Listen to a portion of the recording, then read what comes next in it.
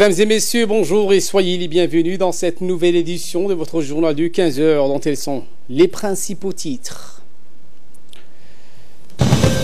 Sous la présidence du chef de l'État, chef de gouvernement, s'est tenue la 16e séance du Conseil des ministres. Également dans l'actualité en France, les annonces du président français Emmanuel Macron pour tenter d'apaiser la colère des Gilets jaunes, c'était hier soir à 20h. Heure de Paris, 22h, heure locale. Voilà pour le sommaire. Merci si vous nous rejoignez sur Télé Djibouti. Sous la présidence du président de la République, chef de gouvernement Ismaël Omar Guelleh, s'est tenue aujourd'hui la 16e séance du Conseil des ministres. Plusieurs questions ont été à l'ordre du jour. Vous suivrez donc le compte rendu de cette séance dans nos prochaines éditions. Sous la présidence du député Charles-Marc Moussé Aré s'est réunie aujourd'hui la commission de finances et de l'économie générale de l'Assemblée afin de délibérer sur les deux projets de loi de finances. Il s'agit de la loi de finances rectificative 2017 et la loi de finances définitive de 2017. Le budget définitif de l'année 2017 a enregistré à la somme de 123 milliards 413 millions. En définitive, le budget rectificatif de l'État pour l'exercice 2017 a été arrêté en équilibre entre recettes et dépenses à la somme de 132 milliards 798 millions, soit un accroissement de 5 milliards 985 millions 550 320 francs. Au terme de cette réunion, les commissaires ont émis un avis favorable et ont transmis les deux projets de loi pour adoption lors de la prochaine séance publique de l'Assemblée nationale. Tôt dans la journée d'aujourd'hui, le camp Waïs Adjab de Ouéa a abrité une cérémonie de fin de formation CTE blindé. Cette formation spécialisée dans l'apprentissage de la conduite des engins blindés et le tir de canons montés sur les engins blindés s'est soldée par l'obtention d'un certificat technique élémentaire appelé CTE.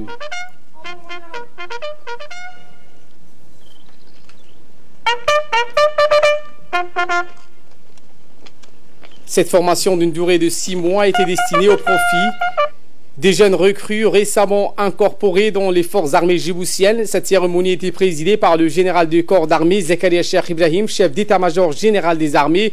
À son arrivée, Zakaria Cheikh Ibrahim était accueilli par le général de brigade Tahir Ali Mohamed, chef d'état-major de la défense, en présence du capitaine Ahmed Keïsé Dahir, commandant de l'escadron de reconnaissance et d'intervention de Ouéa.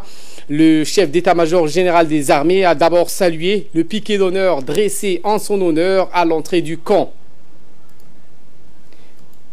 Puis le général Zakaria Cheikh Ibrahim s'est dirigé vers la place du rapport où étaient installés l'ensemble des stagiaires et la délégation.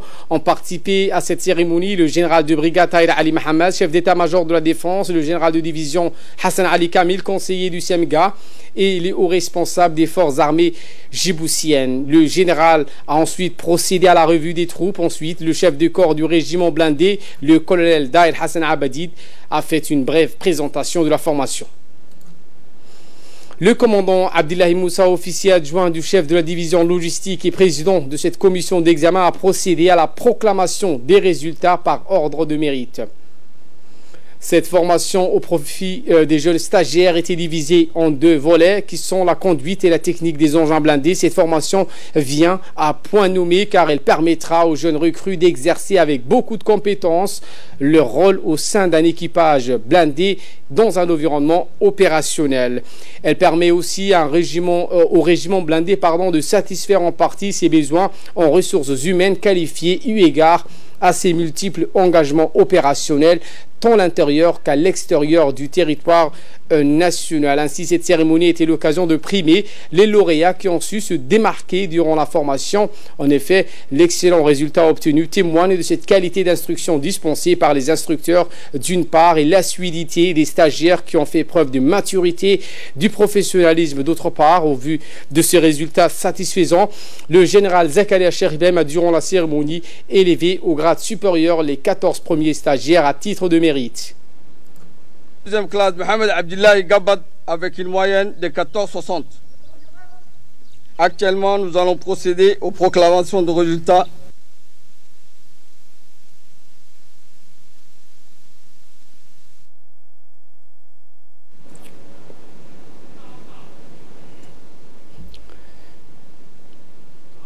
Eh bien, le SEMGA et sa délégation ont juste été conviés à un repas chaud juste après les remises de galants. Une ambiance folklorique régnait donc comme à l'accoutumée. Le buffet était rythmé par des chants et des danses traditionnelles animées par le groupe Harbi des forces armées djiboutiennes.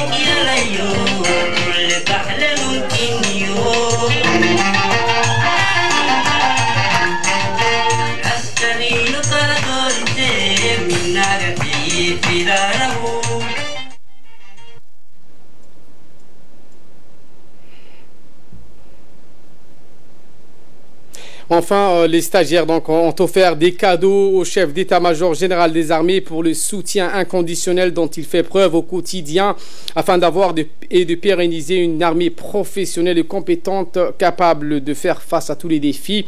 Cette cérémonie s'est soldée avec une photo de famille haute en couleur et joviale. Dans la foulée, le chef d'état-major général des armées, le général du corps d'armée, Zakaria Cheikh Ibrahim, a par ailleurs reçu une forte délégation composée d'officiers et sous-officiers italiens.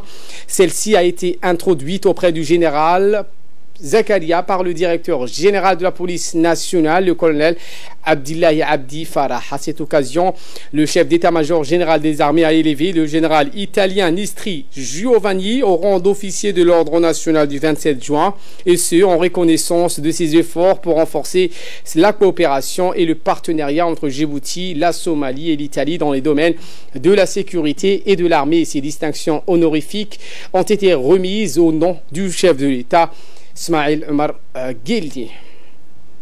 La deuxième édition de la foire commerciale internationale de Djibouti s'est clôturée hier soir à l'esplanade du Palais du Peuple. Cette foire commerciale a accueilli des centaines d'exposants venus de divers horizons. Ahmed Hamad nous en dit plus. Cet événement, qui s'est déroulé du 3 au 10 décembre, a été une belle vitrine promotionnelle pour les produits et services fournis par les opérateurs économiques du pays et leurs homologues régionaux et internationaux, ainsi que leurs besoins en termes de produits, services, matières premières et expertise.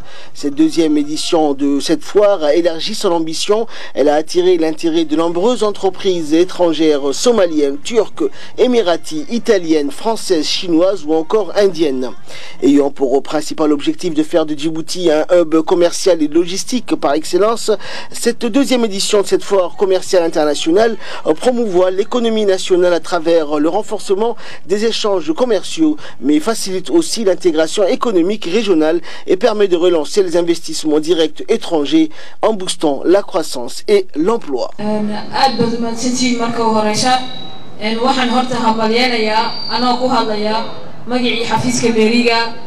Président chambre de commerce oo aad iyo aad hambalyo mudan waayo waxa weeyin waa sanadkii labaad ee ma aragtay laga qaabiyo caasimada Djibouti foirkan oo maanta foire internationale aad bu horta.